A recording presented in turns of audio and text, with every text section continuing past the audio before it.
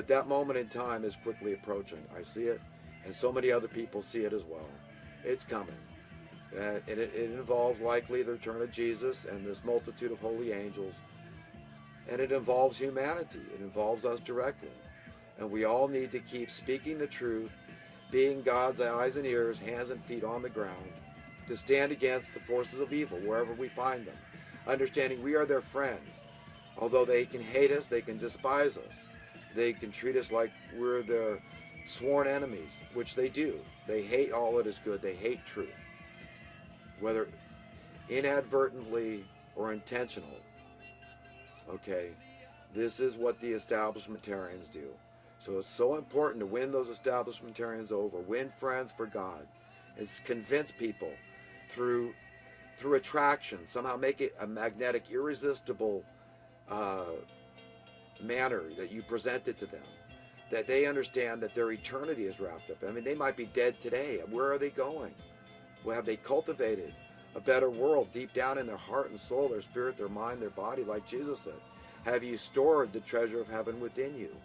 Are your values in line with his values, which is us? We're what it's all about. He doesn't give a crap about the gold and the silver, any of the material objects, the cars, the houses. All this stuff is a joke to him. What he cares about is you. He wants friends.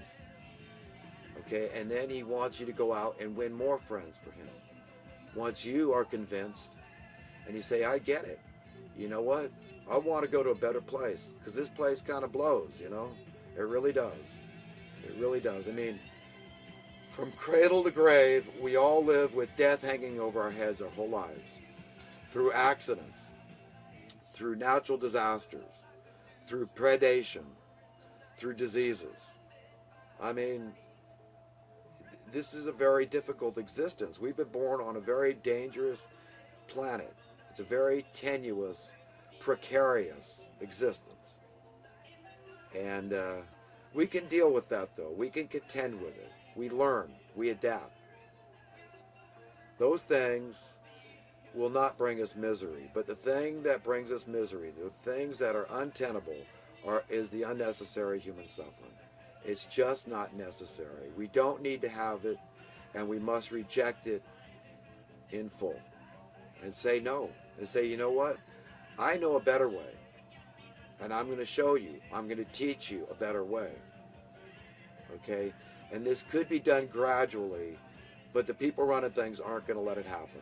It could be done just through having sound currency, whereby your money, instead of being worth a little less every day, where your insecurity level continues to grow, i.e. your fear level continues to grow through the debasement of your currency.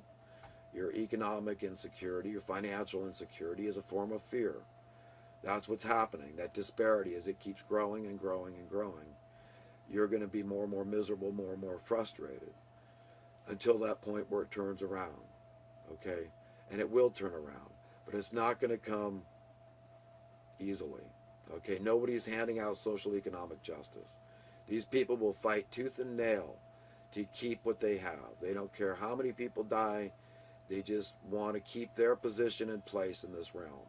So I see a terrible confrontation coming down the pike very shortly, and it's inevitable. There's God's sworn enemies. They can't keep them between a rock and a hard place forever, and they've decided, these wicked people, that it's a fight to the finish. So it's up to all of us to understand what's going on here, to stay on the right side and just win other people over as best we can, be as effective as we can.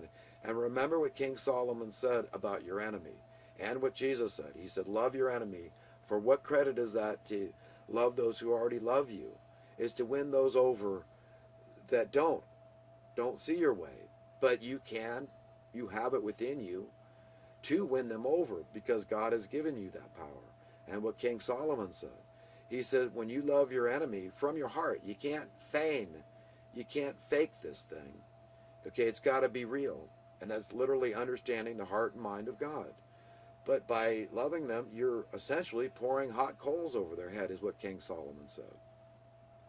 You understand it as a metaphor, certainly, but you get the point, is that this is what these people don't want, because this allows you to get up close and personal and say, listen, I'm not going to condemn you. I don't want to take what you have. All I'm saying is I'm demanding justice. I'm demanding that everybody be treated with dignity and respect. We are worthy. We're God's children. To make it a demand. And by the power and authority of God, you and I and all of us can make that demand and say, no, I'm going to leave a better world for my children and their children. Okay? You have an obligation. This isn't just your right to stand up against evil. Okay? It is your obligation. It's our responsibility. Collectively and individually, we all have to do whatever is put on our heart to do to stand against this. And you've got to understand the nuts and bolts. It all comes down to money. It's a monetary-based reality that's been inflicted on us.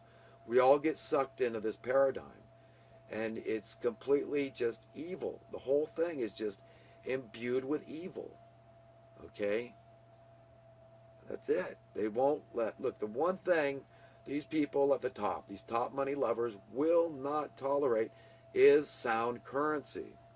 Look around. Am I making it up?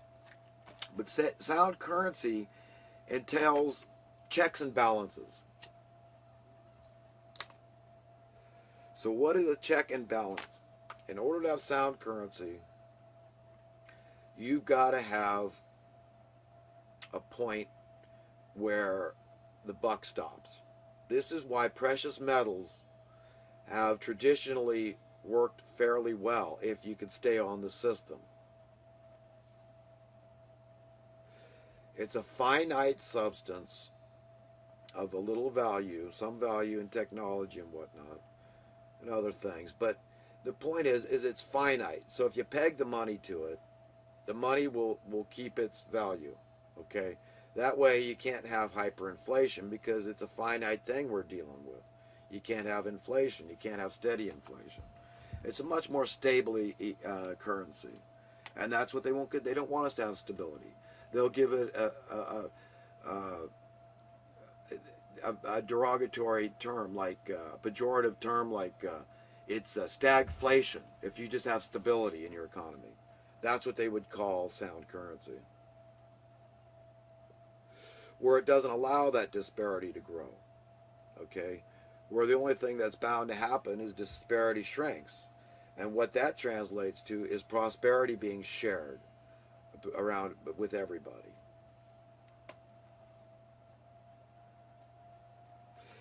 Now another tool that can be used for checks and balances is labor, because labor is of a finite nature as well.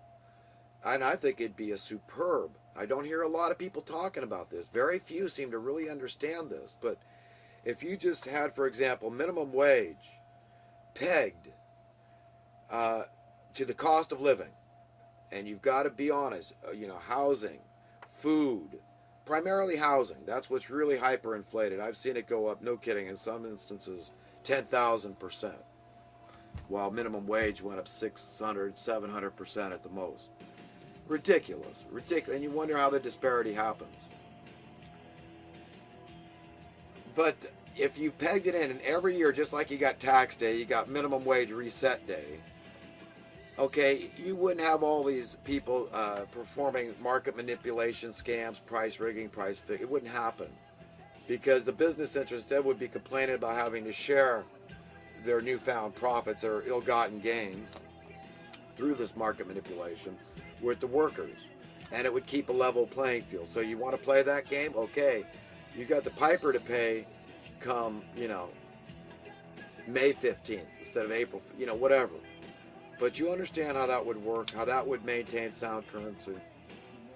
So what you're going to end up with sound currency is not only ever increasing prosperity across the board, because every job is valuable, not just people with educations or the shrewd, okay? Every job deserves dignity and respect. They're all important. Whether you're picking strawberries, pounding nails, or driving a truck, or a clerk, okay? You're important to keeping the wheels of society turning. You deserve dignity and respect, and you deserve to get ahead. But coupled with the increased prosperity across the board, what you also have in a true free market, supply and demand-based economy with checks and balances is a reduction, a steady reduction in the work week, which of course leads to a completely voluntary situation. You understand? And money becoming irrelevant, rendered irrelevant through all this. So that's what these people at the top, these elitists all know these things, I'm telling you. And this is why they understand that they've got to keep dishing out this junk currency on us and continue to impoverish the people through QE1, QE2, QE3, QE infinity. It's backed by nothing. And then they say, oh, but you got to pay your taxes because we're in debt. We're going to cut all these social programs that we created this need for through impoverishing the people and keeping them living in confusion and fear through intent. Okay? It's disgusting. Well, anyhow, folks, I think I've said enough, and have a good one. Talk to you again sometime, I hope.